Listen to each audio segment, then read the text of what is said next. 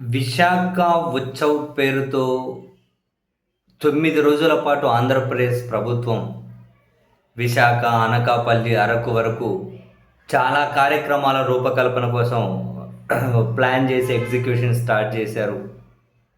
ప్రభుత్వం చాలానే ఖర్చు పెడుతూ ఉంది. కానీ అదేంటో మొన్న అమరావతి ఆవకాయ అని చెప్పి కార్యక్రమం పెట్టినా అది ఫ్లాపే. ఇప్పుడు విశాఖ ఉత్సవం అని చెప్పి పెట్టినా కూడా ఏదో జనాల స్పందన కనిపించడం లేదు. అక్కడ ఉన్న జనాలను అడిగినా కూడా అసలు జనాలు వెళ్ళడం లేదు. అంత పెద్దగా జనాలనేమి అదేమీ ఆకర్షించడం లేదు అని చెప్పి ఆ విశాఖ ప్రజలు కూడా మీకు తెలిసిన వాళ్ళని ఎవరినైనా అడగండి, విశాఖ ఉత్సవం ఏంటి, ఎట్లా జరుగుతుందని, వాళ్ళు కూడా పెదవి విరుస్తూ ఉన్నారు. బహుశా ప్రభుత్వం దాన్ని సక్రమంగా నిర్వహించలేకపోతూ ఉందా, లేకపోతే మరేదైనా కారణమా తెలియదు. కావాలంటే చూడండి, ఇప్పుడు కందుల దుర్గేష్ గారు టూరిజం శాఖ మినిస్టరేనా, మంత్రి గారు కూడా తన ట్విట్టర్ అకౌంట్లో విశాఖ ఉత్సవంలో సందడి చేశారు అని చెప్పి ఒకటి ఏమంటారు ఒక వీడియో కూడా పెట్టారు. పాట పాడుతున్నారు, మంత్రి గారు పాట పాడుతున్నారు. మంత్రి గారికి గొంతు కలిపి పక్కన గౌరవ హోంశాఖ మంత్రి వంగల్పూడి అనిత గారు కూడా పాట పాడుతున్నారు. వింటారా మీరు కూడా వాళ్ళ పాట?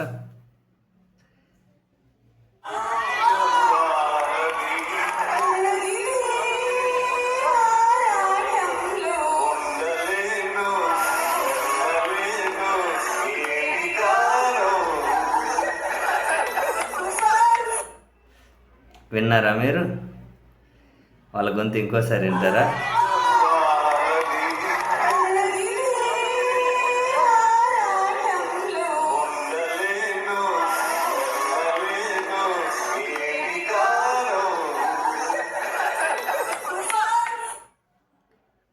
ఏం పాట అంటారు ఇది?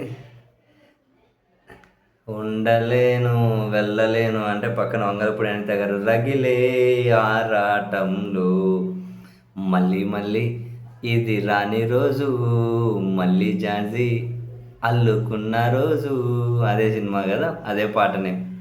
పాట కూడా పాడుతున్నారు, అదే పాట కూడా పాడుతూ ఉన్నారు కదా. నెక్స్ట్ లిరిక్ అదే మంత్రి గారు పాడింది.